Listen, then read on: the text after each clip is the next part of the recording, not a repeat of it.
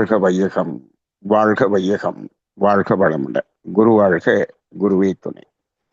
குருவின் மலரடி போற்றி.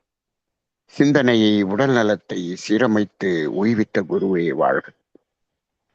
தியானமே யோகம், யோகமே ஞானம். தமிழ் ஆனந்த யோகம் வாழ்க வளமுடன். மெய்யன்பர்களே, இன்றைய புத்தக கலந்தாய்வின் சிந்தனை தலைப்பு எப்படி ஈகை செய்தல் கூடாது. ஈகை செய்ய வேண்டுமா வேண்டாமா என்பதை நாம் ஏற்கனவே பார்த்து விட்டோம். ஏன் ஈகை செய்ய வேண்டும், எதற்காக ஈகை செய்ய வேண்டும் என்பதை பார்த்து விட்டோம். அதில் தெளிவு இருந்தால் எப்படி ஈகை செய்யக்கூடாது என்பது நமக்கு தெளிவாகிவிடும். அதைத்தான் இப்ப நம்ம இங்க பார்க்க வேண்டியதாக இருக்கிறது. அதன் அடிப்படையில் அந்த வேதாத்திரிய கருத்துக்களை இங்கு வெளிப்படுத்திய அனார்கலி அம்மா அவர்களுக்கு முதற்கண் நன்றி. இப்போ இந்த தலைப்பு இப்படி நாம் சிந்திக்க வேண்டுமா என்று கேட்டால், இன்றைய காலகட்டத்தில் இது சிந்திக்க வேண்டியதாக இருக்கிறது. ஏன் என்று சொன்னால், ஒரு காலகட்டத்தில் நமது தாத்தா காலத்துல ஈகை அப்படின்னு சொன்னா, ஈகை செய்வதெல்லாம் உண்மையான ஈகையாகத்தான் இருக்கும். ஏனென்று சொன்னால், அப்பொழுது தேவை என்பதற்கே அவர்கள் பொருள் இல்லாமல் துன்பப்படக்கூடியவர்களுடைய எண்ணிக்கை அதிகம். உண்மையான தேவைகள் மூன்றிலேயே வறுமை இருந்தது. அப்ப ஈகை அப்படின்னு சொல்லும் போது அது ஈகையாகவே இருந்தது. இன்று நாம் ஒன்று தெரிந்து கொள்ள வேண்டும். இந்த தேவைகள் மூன்று என்பது இப்பொழுது நிறைவேற்றுவதில் அதற்கே முடியாமல் இருப்பவர்களுடைய எண்ணிக்கை மிக மிக மிக குறைந்து விட்டது என்பதை பார்க்கிறோம். மகரிஷி அவர்கள் தெளிவா சொல்லி இருக்கிறாங்க. பொருள் வறுமை என்பதே இல்லை, அறிவு வறுமை தான் இருக்கிறது என்று சொல்லிவிட்டார்.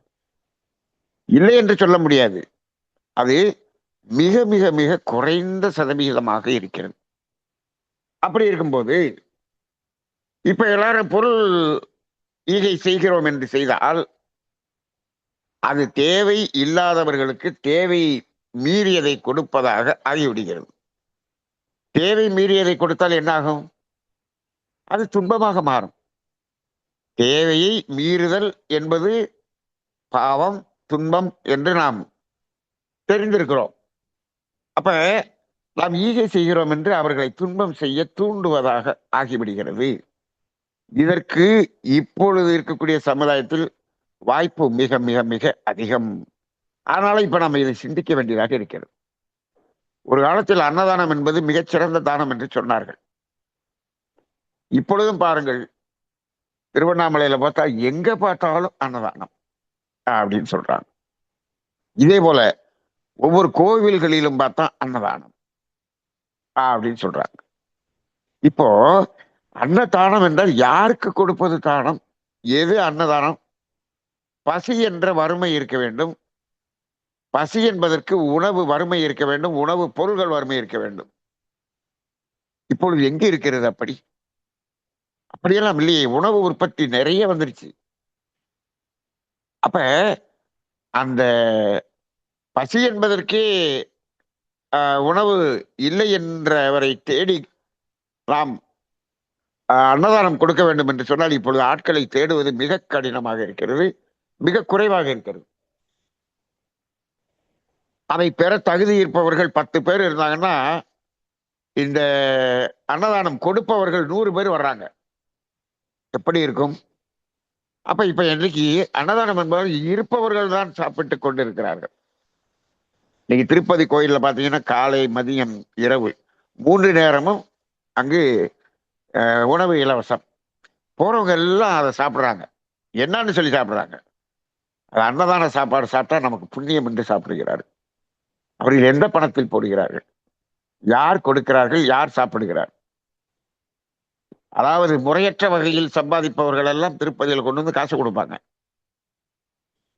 பார்ட்னர்ஷிப் போட்டு காசு கொடுப்பாங்க. தகாத பிசினஸ் பண்ணுவார். 1 கோடி லாபம் வந்துச்சுன்னா அதுல 20 லட்சத்தை கொண்டு வந்து நீங்க கொடுத்துட்றாரு. அதுல அவர் அன்னதானம் போடுறார். அதுல மக்கள் எல்லாம் சாப்பிடுறாங்க.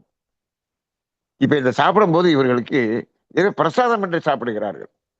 சாப்பிடுபவர்களுக்கும் கர்மவினை கூடுகிறது கூடுகிறது.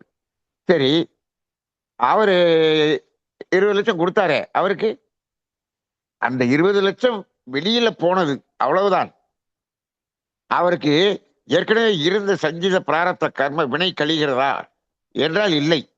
இந்த 20 லட்ச ரூபா அதை சம்பாதித்ததில் வந்த கர்ம வினை வெளியில போச்சு. அது கூட முழுமையாக போய்விட்டது என்று சொல்ல முடியாது. ஏனென்று சொன்னால் அந்த 20 லட்ச ரூபாயை அவர் போட்டாரே, அதுக்கு அவர் சம்பாதித்த வகை, அதில் அந்த ஈகை என்பது, அந்த அந்த துன்பம் என்பது 5 மடங்காக இருக்கும். இங்கு துன்பம் போறது 1 மடங்கு தான் என்று சொன்னால் மீதமுள்ள அந்த 4 பங்கு அந்த கர்ம வினை அவர்கிட்ட இருக்கத்தான் செய்யும். அப்ப நாம எல்லாத்தையும் இந்த மெட்டீரியலாவே பார்க்கக்கூடாது. ஈகை என்பது உணர்வு சார்ந்தது.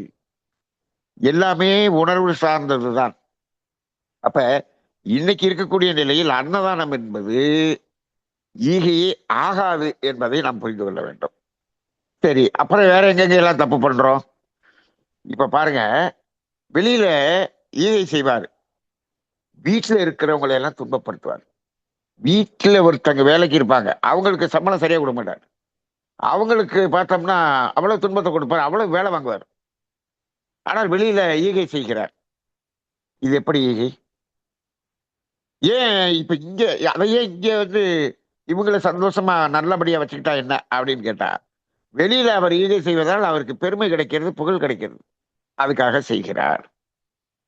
அப்ப அந்த அடிப்படையில் இருக்கிறார்கள். நீங்க வியாபார நிறுவனங்களை எடுத்துக்கொள்ளுங்கள். நிறுவனங்களில் அவங்க அவங்க நிறுவனத்துல நிறைய பேர் வேலை செய்வாங்க, 1000 பேர் வேலை செய்வாங்க.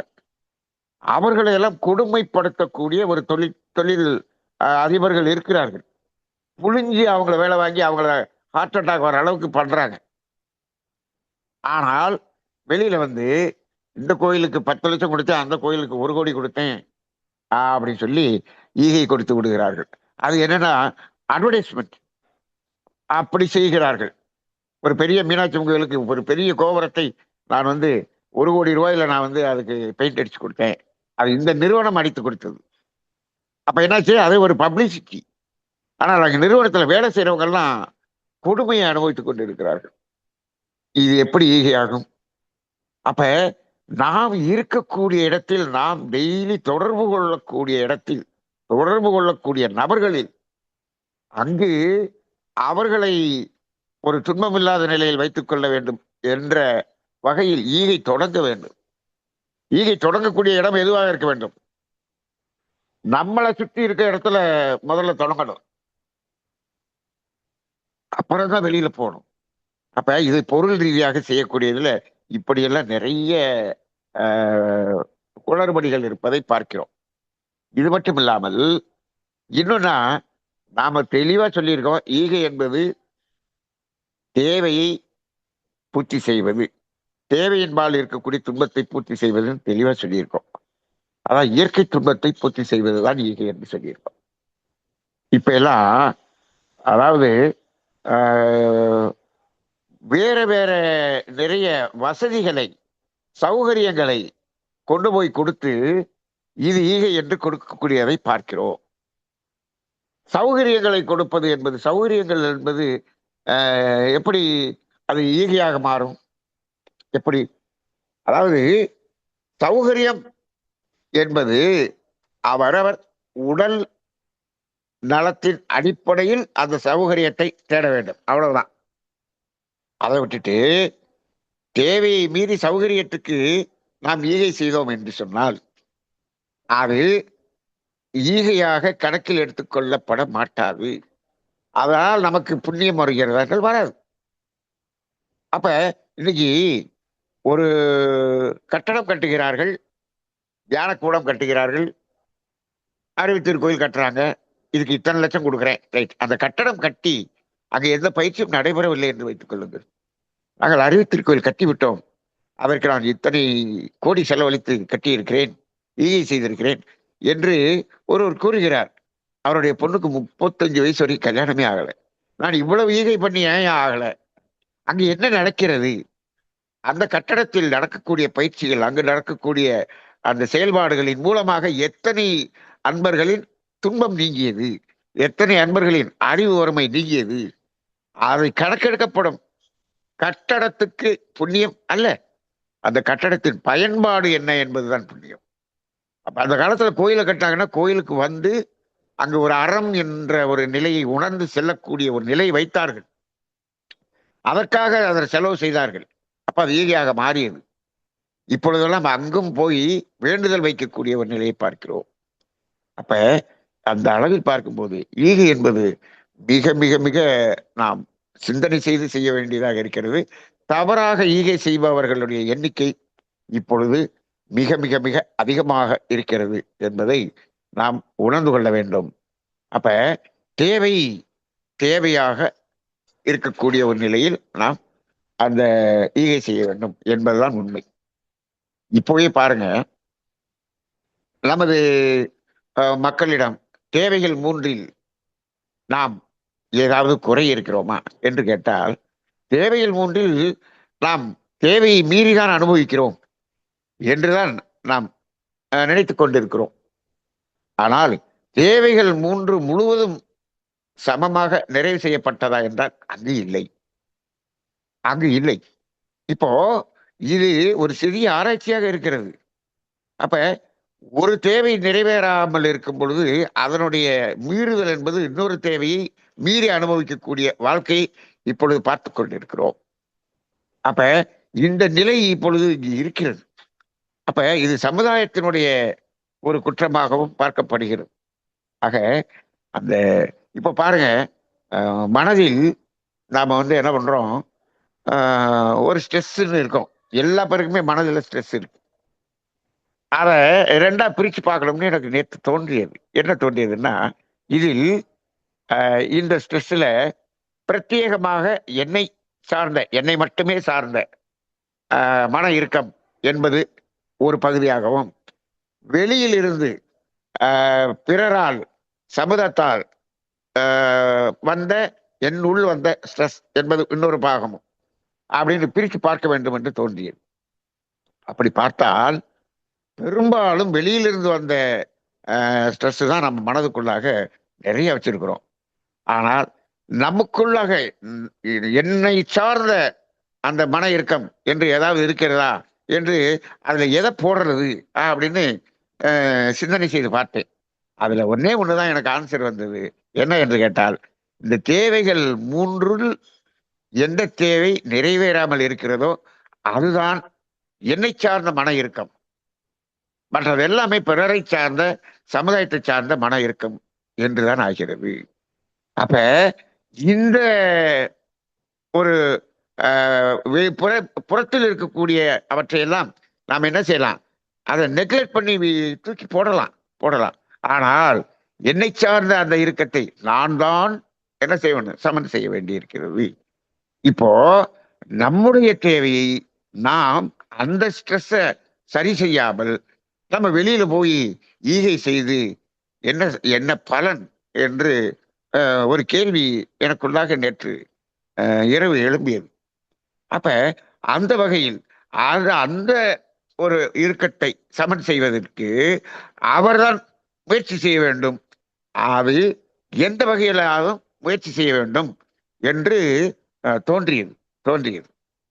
அப்ப இது போல இந்த தேவைகள் 3 என்பதை சரியாக புரிந்து கொண்டால் எந்த ஈகை செய்யலாம், எதை செய்யக்கூடாது என்பதை தெரிந்து கொள்ள முடியும். ஆக இந்த தலைப்புக்கு நமக்கு மிக மிக மிக உதவியாக இருக்கக்கூடிய தலைப்பு தேவைகள் 3 என்பதை உணர்ந்து கொள்வோம். தேவைகள் 3ஐ தெளிவாக உணர்ந்து கொள்வோம். அதை நுணுகி சிந்தனை செய்வோம். அதை சிந்தனை செய்து விட்டோம் என்று சொன்னால் நாம் செய்யக்கூடிய ஈகை சரியான ஈகையாக இருக்கும் என்பதை கூறி நிறைவு செய்வோம். வாழ்க வளமுடன்.